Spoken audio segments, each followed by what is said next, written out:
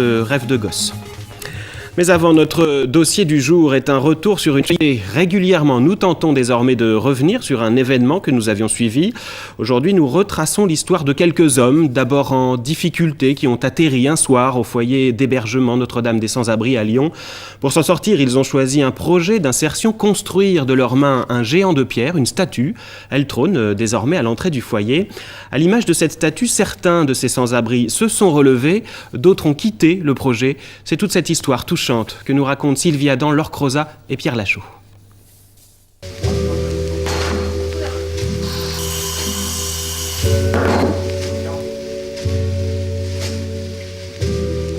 Il a le visage de tous ceux, anonymes, qui chaque soir sont accueillis à Notre-Dame des Sans-Abris, à Lyon.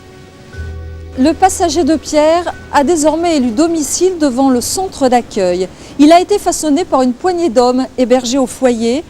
Un sculpteur professionnel a guidé leurs gestes. Il est né d'un lourd bloc de pierre d'Estaillade.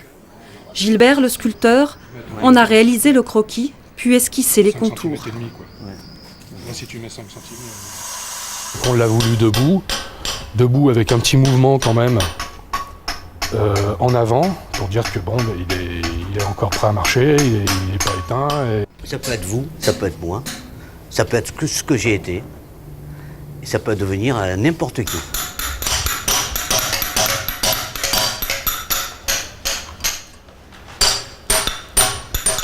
Tu travailles comme ça, tu donnes le mouvement de poignet, voilà, là t'es en sculpture. Au début on dégrossissait, donc on s'en fichait, on pouvait taper droit comme des brutes, mais maintenant c'est tout le temps le mouvement de poignet, tout le temps. Il n'y a que des courbes dans le corps humain. Ils ont connu la solitude, la dérive, parfois la chute et la difficulté à se redresser. Tous ont été accueillis en urgence au foyer. Pendant plusieurs mois, Lucien, Saïd, Omar et quelques autres ont taillé un personnage à leur image. L'atelier sculpture leur a offert un projet en commun et entrouvert la porte d'un monde dont ils ignoraient tout. Sculpture, tri des vêtements, bois, quelques-uns ont choisi de s'en sortir en pratiquant une activité. Nous sommes ici à la menuiserie, l'un des ateliers du service insertion. 120 hommes y participent parmi les 3000 passagers accueillis chaque année au foyer. Un long entretien personnalisé permet de détecter les compétences et surtout la motivation. Lucien est toujours là, présent chaque matin, assidu au travail en atelier. Clin d'œil de l'histoire, la menuiserie était son premier métier.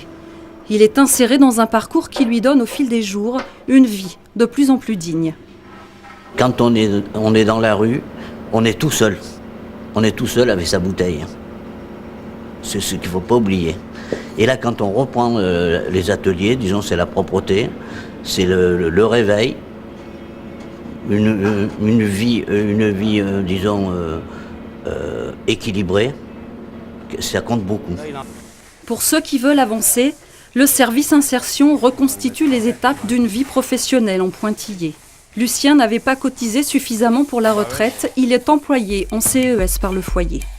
Le taux de réussite est très très faible. Très très faible. Ça dépend de ce que vous appelez la réussite. On n'a pas pour notion de réussite, nous, un emploi, un logement, une femme, des enfants, les vacances en été. Pas forcément. On est en permanence entre la notion simplement de vie acceptable et la notion de retour à la vie ordinaire, les deux entre guillemets évidemment.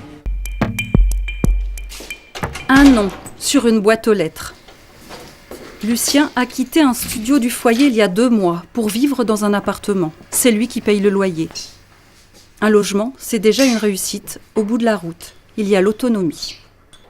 Lucien, ça fait du bien d'avoir un vrai chez soi. Ah oui, ça fait du bien. On retrouve vraiment son identité. On voit qu'on a un peu quitté le foyer et on se retrouve quand même comme une personne digne de soi. Un parcours exemplaire et rare. Martial est arrivé en cours de route et dans l'équipe a occupé tout l'espace. Là, on peut en lire là, mais là, il y a la barbe. C'est plutôt du L'insertion tient à un fil. Certains paraissent à l'aise, puis craquent. D'autres passent et ne reviennent pas. Martial, l'ancien légionnaire, est parti sans donner de nouvelles. Michel a trouvé un travail. Saïd va et vient au foyer.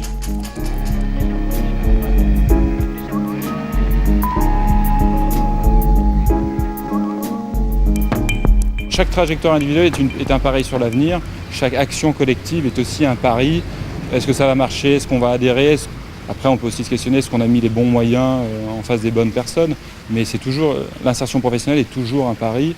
Et l'insertion des publics qui ont connu l'errance, les plus déstructurés, est encore plus un pari. Omar est toujours hébergé par le foyer. Sa maigre retraite ne lui permet pas l'indépendance. Ce matin-là, il est venu vers nous, fier de nous présenter l'œuvre achevée. Il est en train de penser comment il passe la journée. Peut-être c'est le matin. Alors il pense comment il passe la journée. Et voilà. Combien de cigarettes il va fumer, combien de casse-croûtes, qu'est-ce qu'il va manger, ou quel bureau il va fréquenter, est-ce qu'il va à la poste ou pas, est-ce qu'il va écrire une carte postale pour la famille ou pas. Et peut-être il pense à ses enfants, à sa famille. Il a le droit de penser à tout ça, hein. Comme tout le monde.